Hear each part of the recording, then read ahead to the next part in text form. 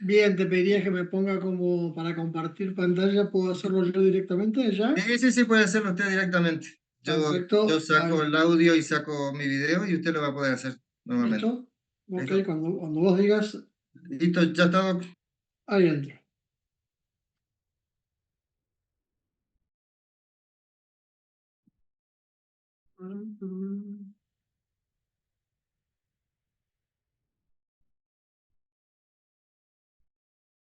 ¿Y se ve pantalla completa? Ahí está pantalla completa. Bueno, perfecto. Tocó, sonó el timbre y tengo dos perros de clima, así que les pido mil disculpas, pero tenemos Como, pechuga nueva. sí, está pantalla completa. Perfecto. Bueno, todas las precisiones que hemos visto a lo largo de estas primeras clases tienen que ver fundamentalmente con odontología legal en general. Y hoy entramos a odontología forense y el primer anclaje desde el punto de vista legal es precisamente la pericia. Utilizamos este puente que nos estuvo bastante en vilo este fin de semana, en particular el día viernes, así que el color tiene que ver con esa situación trágica que se vivió. ¿Qué vamos a hablar? En primer lugar, cuando hablamos de la cuestión procesal, o sea, el derecho procesal penal, procesal civil o procesal laboral, es el ciudadano que está exigiendo la verdad para que se dé dentro de un contexto jurídico que nosotros llamamos el proceso. Y ese proceso va a variar según cuál sea el derecho de fondo que se aplica. Se va a llamar derecho procesal penal si la cuestión es penal, se va a llamar derecho procesal civil y comercial si tiene que ver con estas dos disciplinas, se va a ver llamada como derecho procesal laboral si tiene que ver con el derecho laboral propiamente dicho. En definitiva, ¿qué estamos viendo? En primer lugar, tenemos el proceso penal donde, a ver si puedo sacar esto, me está molestando.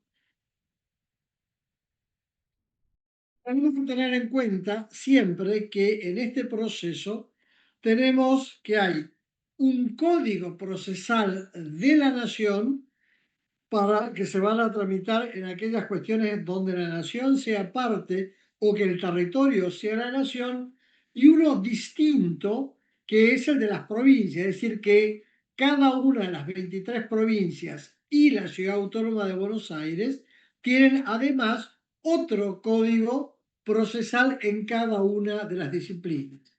En algún tiempo, inicialmente se estableció que el Código de Procedimientos era el que establecía la nación y las provincias se adherían. Pero afortunadamente la autonomía provincial, que es la base de nuestro modelo federal, ha permitido que el procesalismo provincial haya ido creciendo de forma significativa. ¿Por qué decimos esto? Porque piensen ustedes que inicialmente en el proceso penal en Corrientes, por ejemplo, que nos convertimos en provincia allá en 1853, hasta la década de mediados de 1860, se va a utilizar el Código de Procedimiento Criminal Español, que había aceptado la provincia, hasta tanto la provincia, con tres juristas destacados, va a ser su primer código. En este aspecto hay que destacar la tesis que en la especialidad de odontología legal hizo la anterior profesora titular, la doctora Olga Leonor Arias Gago, donde mostró particularmente la evolución del proceso penal en Corrientes y la aparición del odontólogo en ese contexto. En definitiva, lo que estamos hablando nosotros es de lo que constitucionalmente llamamos el debido proceso. Piensen ustedes que esto es sumamente importante porque una de las enmiendas de la Constitución norteamericana estableció el debido proceso, que en inglés es el due process, para establecer estándares mínimos procesales iguales en todos los estados. Fíjense lo importante que es esta garantía constitucional. ¿Cuáles son las etapas de un proceso? Cualquiera sea el proceso, por ahí cambiarán sus nombres según se trate de procedimiento civil o de procedimiento penal. Primero tiene que haber una defensa, una acusación, que en el proceso civil y en el proceso laboral se llama demanda, pero técnicamente es una acusación. Segundo, tiene que haber una defensa y esa defensa es técnica, es decir, siempre tiene que hacerla un abogado, salvo que expresamente el acusado tenga el título de abogado y prefiera defenderse por sí mismo. Tercero, hay una prueba que hay de distintas maneras o hay distintos tipos de prueba, como vamos a ver enseguida. Cuarto están los alegatos, alegatos que son la ponderación que hace cada una de las partes, tanto la acusación como la defensa, de las pruebas que fueron producidas en el proceso. ¿Por qué? Porque puede suceder que, por ejemplo, una prueba ofrecida por la defensa le sirva a la acusación y viceversa. Entonces, esta ponderación es lo que técnicamente se llaman alegatos. Y finalmente está la sentencia. Siempre todo este proceso se hace liderados o guiados por un juez y esa sentencia necesariamente tiene que estar fundada en el derecho. Fíjense usted, a modo ejemplificativo, nuestro Código de Procedimiento Penal de Corrientes, según dice el legendario profesor recientemente jubilado Nelson Pessoa, implica estos procedimientos o estos medios: la inspección, la reconstrucción, el registro, la requisa, el secuestro, la participación de testigos, los peritos, que en el nuevo Código de Procedimiento Penal de Corrientes se llaman testigos expertos, intérpretes, es decir, son aquellos que tienen habilidades similares a los peritos, pero que no tienen títulos que los habiliten para el ejercicio profesional. ¿Por qué es importante? Porque si estuviéramos en el interior de la provincia, donde no hay un profesor de guaraní, bueno, buscaríamos un intérprete para que haga la traducción. Y si no hubiera un médico, un odontólogo, y el juez podrá convocar a un mecánico dental para que haga las primeras interpretaciones sobre la cuestión procesal, los reconocimientos y finalmente los careos. Un perito o en la prueba, en realidad es una cosa muy, muy antigua, estaba prevista en la ley de las 7 partidas. La intención es darle a la verosimilitud de un hecho cierta certeza, y esa certeza solamente se da a través de un procedimiento que se llama peritaje. Nosotros hemos visto en las primeras clases, ¿se acuerdan? Cuando hablábamos de el impacto que van a generar determinados episodios históricos para la participación del odontólogo dando respuestas a los jueces en temas donde los médicos legistas no habían podido dar, en particular en los casos del incendio, y habíamos hablado del incendio ¿se acuerdan del Bazar, el incendio de la Ópera de París, etcétera, etcétera? Y en Argentina el criterio inicial lo va a tener Pacheco a los fines simbólicos. Por esto cambia a partir del siglo XX. El peritus es aquel que tiene cierta formación y experticia sobre un tema en particular. Pero para poder lograr esa experticia tuvo que haber tenido una formación universitaria que avale sus conocimientos. Dentro del ámbito judicial hay distintos criterios. Nosotros sostenemos que básicamente tenemos un perito oficial, un perito de oficio y un perito de parte. ¿Por qué decimos estos criterios? Porque básicamente el Estado que a veces tiene, sobre todo el Poder Judicial, a veces tiene un cuerpo de peritos. En el caso que uno de los temas no tuviera un perito que tuviera estado judicial, entonces busca la colaboración o de la policía o de la universidad para que puedan actuar. Perito de parte es cuando los demandados, y esto se da solamente en el procedimiento civil y comercial o en el procedimiento laboral, convocan a su perito distinto al que convoca la otra parte para dar las explicaciones. Y el perito de oficio es cuando el juez directamente nombra desde un listado de profesionales habilitados por el Poder Judicial a que cumplan con la función de la pericia. Cualquiera sea el perito que nosotros estemos tomando, oficial, de oficio, de parte, la idea es informar. ¿Pero informar a quién? A informar al juez sobre las situaciones que se están planteando y que requieren de su experticia para darle una solución. Y acá viene la primera distinción. ¿Cuál es la distinción entre un testigo y un perito? El testigo siempre va a exponer sobre cuestiones a las cuales él tuvo acceso porque vio y escuchó, pero no necesita formación.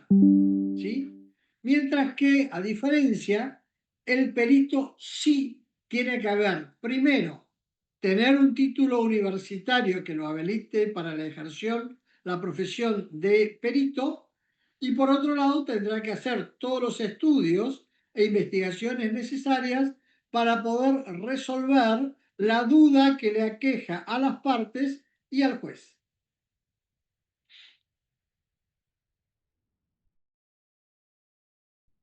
Fíjense que en nuestro modelo histórico, en primer lugar, los que hacían en tiempo de la colonia esta respuesta de las cuestiones médico-legales en sede judicial era el protomedicato, mientras que en Corrientes era el cabildo.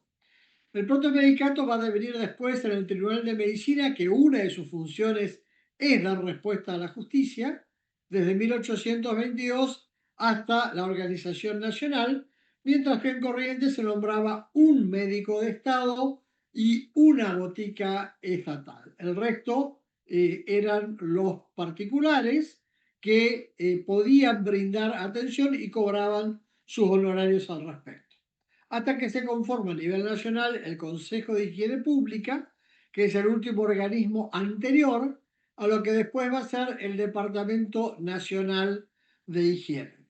¿Por qué decimos esto? Porque la aparición del médico de tribunales va a tardar casi hasta finales del siglo XIX para hacer su aparición.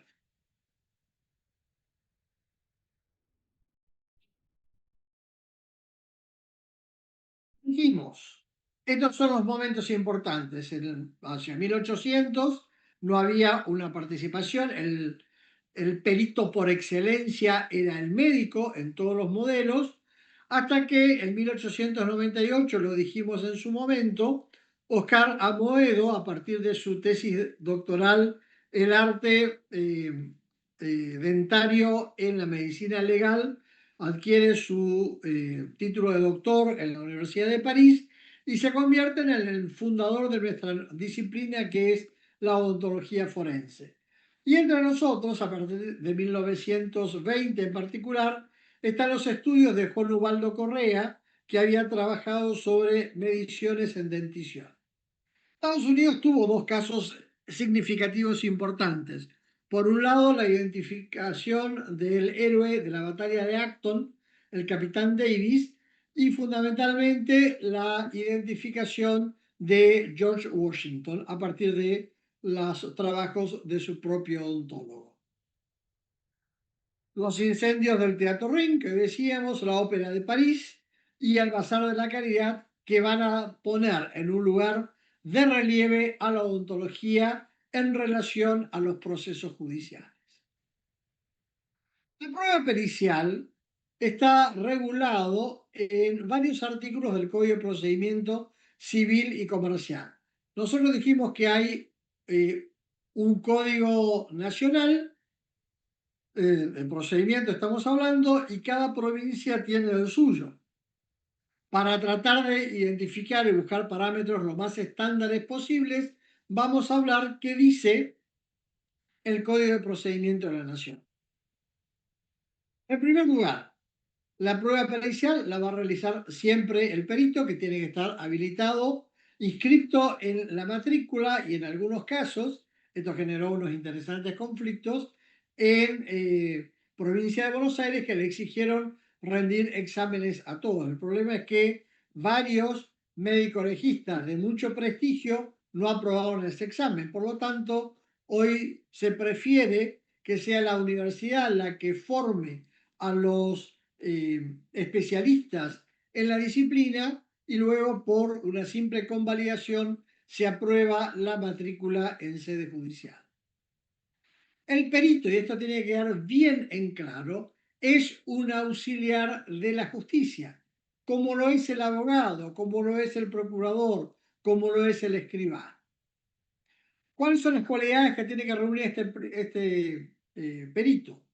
En primer lugar, tiene que tener independencia para poder hacer sus dictámenes, sus informes periciales o pericias. Tiene que tener imparcialidad en lo que está realizando. ¿Y cuál es? La contracara de esto es cuál sería la garantía para hacer esta peritación. Primero, tiene que aceptar formalmente el cargo, conforme dice el artículo 469. ¿Esto qué dice? Se hace un sorteo o si no, el juez designa a su perito de oficio de confianza, le proponen, lo designan y en el expediente este perito odontólogo toma vista del expediente y dice acepto el cargo o no lo acepto inmediatamente. Segundo, se presupone su idoneidad porque está expresamente incorporado a la lista que lo habilitan para el ejercicio de la pericia y al igual que los jueces, todo perito puede ser recusado por las mismas causales que se recusan al juez. Es decir, si hay amistad manifiesta, enemistad manifiesta, parentesco dentro del cuarto grado de afinidad o segundo de, perdón, cuarto grado de consanguinidad o segundo de afinidad, por ser amigo o enemigo, por tener interés manifiesto en el pleito, o también puede darse el caso que se lo recuse sin justa causa, tal cual lo prevé el Código de Procedimientos Civil de la Nación.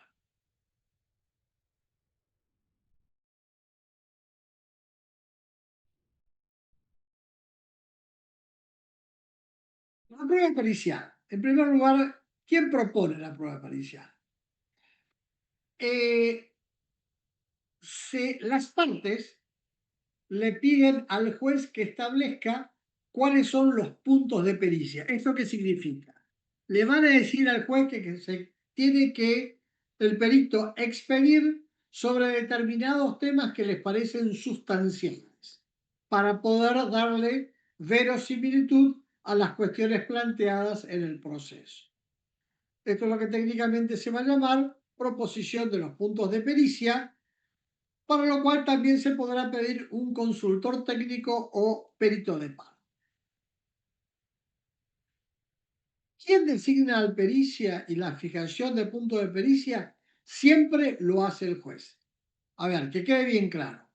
Es el juez quien nombra al perito, es el juez quien fija los puntos de pericia y es el juez que le va a establecer el plazo en el cual el perito tiene que responder a esos puntos de pericia fijados. O sea, hay un plazo en el cual no se puede exceder o si por excederse, entendiendo que no le alcanza, deberá pedir al juez que le amplíe ese plazo.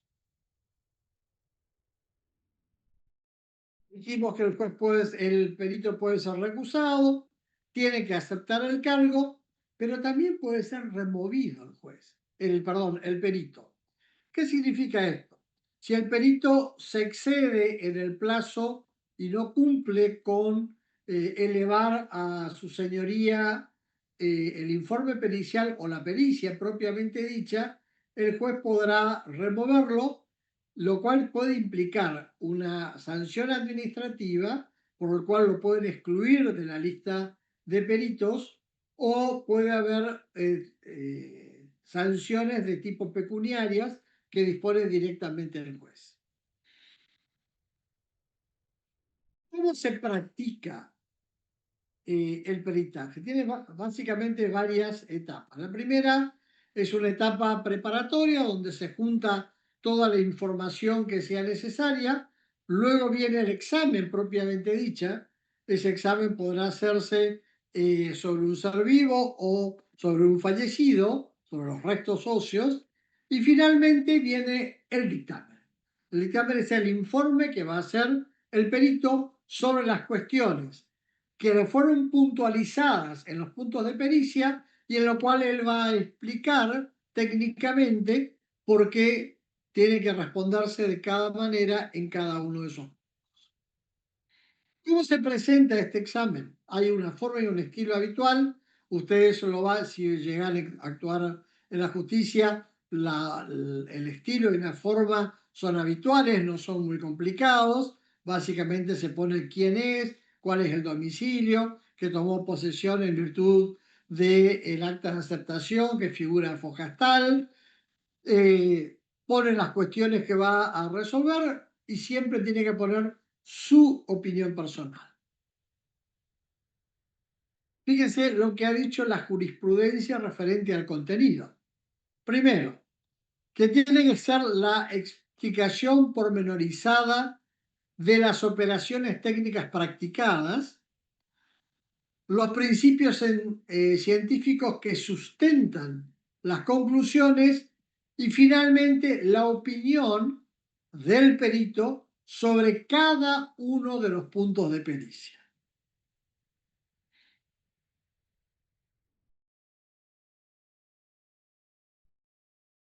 ¿Cuáles son las facultades en la práctica de esta diligencia procesal? En primer lugar, el perito tiene derecho a la libre investigación. Es decir, no le pueden decir al perito, utilice tal criterio, utilice tal teoría. No, no, no. Es el perito quien va a establecer cómo va a ser la investigación y también tiene la facultad de elegir y solicitar todos los medios que sean necesarios para la investigación científica. Es decir, si entiende que van a necesitar hacer gastos para poder solventar esta segunda parte, pues puede pedirle al juez que las partes aporten lo que corresponde para poder realizar la pericia. ¿Se acuerdan que hoy dijimos que si hay sanciones, una de ellas es la remoción? Pero también, si el perito había pedido adelanto de fondos para la realización de la pericia y no lo hizo, está obligado a devolver ese dinero a la cuenta del expediente. Las partes, perdón, me olvidé. Las partes también tienen derecho a impugnar ese dictamen en cada uno de los aspectos para que el juez resuelva. Y acá es importante que no lo dijimos antes y ahora tenemos que enfatizar. En nuestro modelo judicial existe lo que se llama la sana crítica. Es decir, el juez con la información que hay en el expediente y con el conocimiento que le proporcionan los peritos en la causa, debe resolver conforme a su leal saber y entender. ¿Por qué es esto importante? Supongamos que Juancito es odontólogo, después decide estudiar abogacía, se recibe de abogado, tiene buenos contactos y lo designan como juez. Él puede aplicar directamente sus conocimientos científicos de odontología en un caso que tenga que ver con esto. La respuesta lisa, llana y tajante es no. Él tiene que someterse a las indicaciones y a las prescripciones que han hecho los peritos en sus dictámenes y a partir de allí, ahí sí podrá aplicar sus conocimientos, pero el juez lo que hace es aplicar siempre el derecho. Por esto, para que les quede bien claro, y lo dijimos en la segunda clase que dimos, detrás de todo juicio de mala praxis hay un odontólogo que está asesorando. Siempre. Nadie va a juicio si no tiene una conversación previa con un perito, ya sea en medicina o en odontología para estos casos. ¿Qué atribuciones tiene el perito? Primero, tener acceso al expediente, a proceder a retirarlo, a fin de conocer todas las pruebas producidas y por razón de mayor comodidad se las puede llevar, obviamente. Segundo, requerir la entrega de cosas, el reconocimiento de inmuebles y con las limitaciones propias el examen corporal de las personas. Solicitar la declaración de terceros o el informe de instituciones públicas o privadas que él entienda resulten indispensables. Y finalmente, puede consultar con otros especialistas.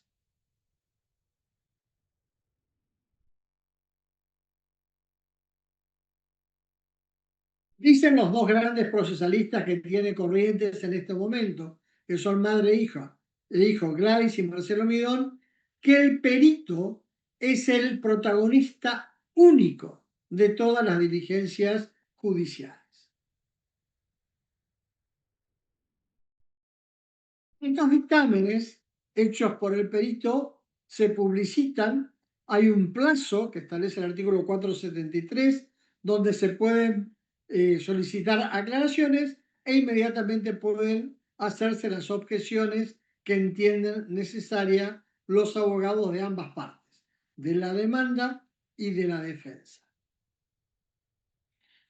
¿Cuál es el valor probatorio del dictamen? Primero, el dictamen lo dijimos hoy, no es ni imperativo ni obligatorio porque se basa en la sana crítica del juez cuando interpreta el dictamen.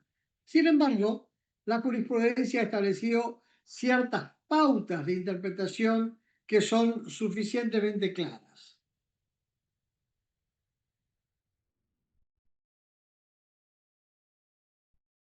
En fundamentos objetivos demostrativos, si la opinión del experto se haya reñido con los principios lógicos o las máximas de la experiencia.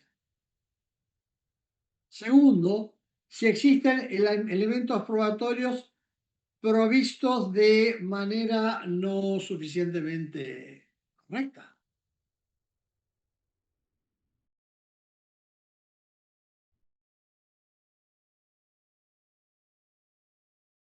Las conclusiones carecen, fíjense esto importante, de la debida fundamentación científica. Solamente estos tres casos ha identificado claramente la jurisprudencia sobre en qué momentos no debería aceptarse un dictamen pericial. ¿El perito es responsable? Y les digo que absolutamente sí, y esto es muy parecido a lo que vimos en la segunda clase. Primero hay una responsabilidad disciplinaria que está establecida en lo que técnicamente se llama la Ley de Administración de Justicia y el Código Interno que específicamente establece esta causal. Hay responsabilidad civil del perito, pero también hay responsabilidad penal. Piensen ustedes que una pericia que se demuestra que fue orientada de manera errónea para que el juez malinterprete, pues puede entrar en falsedad ideológica que expresamente lo prevé el Código Penal.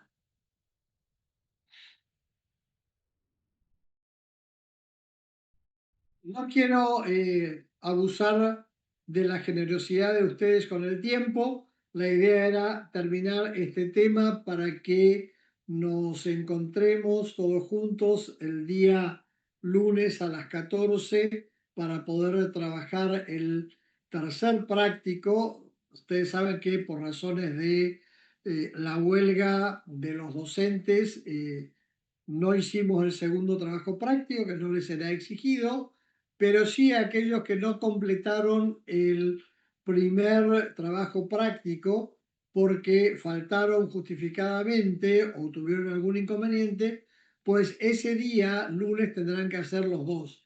El número 3 que es de ese día, y el número uno con la misma modalidad que se hizo en ese lunes del primer trabajo práctico. Yo quedo a disposición si necesitan